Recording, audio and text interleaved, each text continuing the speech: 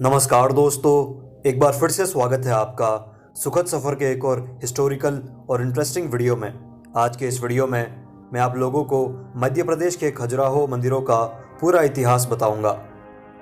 अपनी अद्भुत कलाकृति और कामोत्तेजक मूर्तियों के लिए दुनिया भर में मशहूर मध्य प्रदेश के छतरपुर के पास स्थित खजुराहो के मंदिर काफ़ी प्राचीन है। खजुराहो के शानदार मंदिरों का निर्माण चंदेल साम्राज्य के समय में किया गया था। भगवान चंद्र के बेटे राजा चंद्रवर्मन ने खजुराहो के ज़्यादातर मंदिरों की स्थापना की थी। वहीं जैसे ही चंदेला शासन की ताकत का विस्तार हुआ, उनके साम्राज्य को बुंदेलखंड का नाम दे दिया गया था और फिर उन्होंने खजुराहो के इन भव्य मंदिरों का निर्माण काम शुरू किया था। इन मंदिरों के निर्माण में काफ़ी लंबा वक्त लगा था। 950 ईसा पूर्व से करीब 1050 ईसा पूर्व तक इन मंदिरों का निर्माण किया गया था। इसके बाद चंदेल वंश के शासकों ने अपनी राजधानी उत्तर प्रदेश में स्थित महोबा को बना ली थी। वहीं खजुराहो के बहुत सारे मंदिर राजा यशोवर्मन और डंगा के राज में बनवाए गए थे, जिसमें से लक्ष्मण और शिव जी को समर्पित विश्वनाथ जी का मंदिर काफ़ी प्रसिद्ध है। वहीं 1017 से 1029 ईसा पूर्व में गंडा राजा के शासनकाल में बना कंदरिया महादेव का मंदिर खजुराहो के प्रसिद्ध मंदिरों में से एक है। आपको बता दें कि अपनी कलाकृति के लिए विश्व भर में मशहूर खजुराहो के मंदिर उत्तर प्रदेश में करीब महोबा से 35 किलोमीटर की दूरी पर बनवाए गए हैं। 12वीं शताब्दी तक खजुराहो के मंदिर का सौंदर्य और आकर्षण बरकरार था, लेकिन 13वीं सदी में जब दिल्ली सल्तनत के सुल्तान कुतुबुद्दीन ने स्मारकों में काफ़ी बदलाव किया था, तब इसके सौंदर्य में काफ़ी कमी आ गई थी। वहीं इसके बाद 13वीं से 18वीं सदी के बीच मध्य प्रदेश के खजुराहो के ऐतिहासिक और अद्भुत मंदिर मुस्लिम शासकों के नियंत्रण में थे। इस दौरान अपनी अद्भुत कलाकृति और शाही बनावट के लिए मशहूर इन मंदिरों को नष्ट भी कर दिया गया था। आपको बता दें कि लोधी वंश के शासक सिकंदर लोधी ने 1495 में इसमें बलपूर्वक खजुराहो के कई मंदिरों को ध्वस्त किया था। वहीं कुछ इतिहासकारों के मुताबिक हिंदू और जैन धर्म के इन खजुराहो के मंदिरों के समूह में पहले मंदिरों की संख्या 84 थी, जो कि पहले 20 किलोमीटर के क्षेत्र में फैले हुए थे, और अब इनमें से सिर्फ 20 मंदिर ही ऐसे बचे हैं जो कि 6 किलोमीटर के दायरे में अभी भी मौजूद है। वहीं खजुराहो के इन मंदिरों के सही देखरेख के अभाव की वजह से काफ़ी नुकसान भी इन मंदिरों को उठाना पड़ा। इसके साथ ही कई मंदिरों से मूर्तियाँ भी गायब होने लगी थी। यही नहीं, कुछ लोगों ने खजुराहो के मंदिरों के दीवारों में बनाई गई कामोत्तेजक मूर्तियों को गलत संकेत मानकर नष्ट करने के भी कई प्रयास किए एवं इन अद्भुत मूर्तियों को धर्म के विरुद्ध बताया था। हालांकि बाद में हिंदू और जैन धर्म के लोगों ने मिलकर भारत के इस प्रसिद्ध मंदिरों की सुरक्षा के लिए प्रयास भी किए थे, जिसकी वजह से सिर्फ 20 से 22 मंदिर आज के दिन में सुरक्षित हैं। वहीं खजुराहो के मंदिरों को भव्यता और आकर्षण की वजह से साल 1996 में विश्व धरोहर की लिस्ट में शामिल किया गया था। अपनी अद्भुत कलाकृतियों और कामोत्तेजक मूर्तियों के लिए प्रसिद्ध खजुराहो के मंदिर के निर्माण से लेकर एक पौराणिक कथा जुड़ी हुई है, जिसके मुताबिक काशी के प्रसिद्ध ब्राह्मण की पुत्री हेमावती, जो कि बेहद ही खूबसूरत थी, एक दिन नदी में स्नान कर रही थी।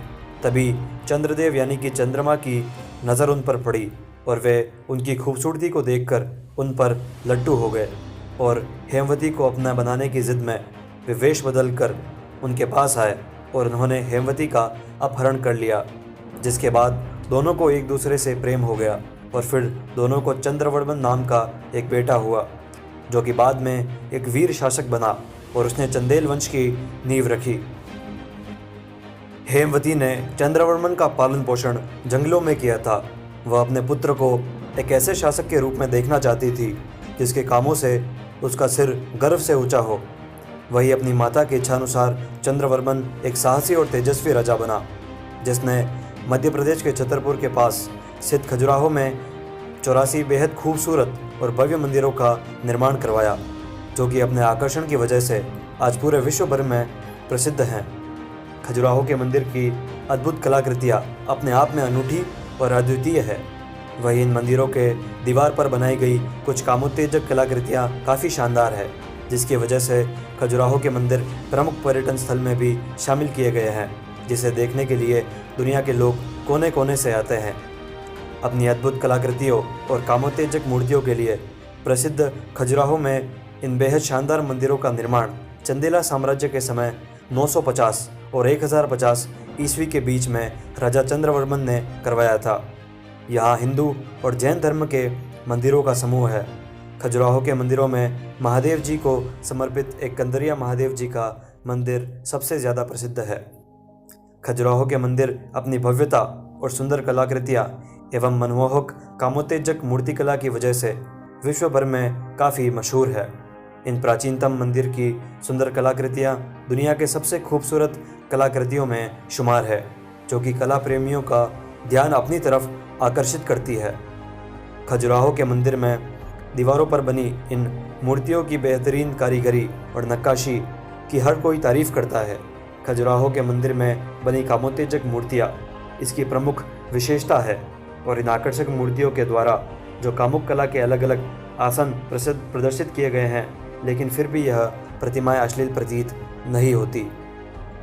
इस प्राचीन मंदिर की कलाकृतियों की अद्भुत शिल्पकारी और प्रभावशाली मूर्तिकला की वजह से इन्हें विश्व धरोहर की लिस्ट में शामिल किया गया है। इन शानदार खजुराहो के मंदिर के अंदर करीब 246 कलाकृतियाँ हैं, जबकि 646 कलाकृतियाँ बाहर की तरफ मौजूद है, जिसमें ज़्यादातर कामुकता को प्रदर्शित करती है। इसकी विशेष कलाकृतियों की वजह से खजुराहो के मंदिर दुनिया भर में काफ़ी मशहूर है और अपनी एक अलग पहचान बनाए हुए हैं।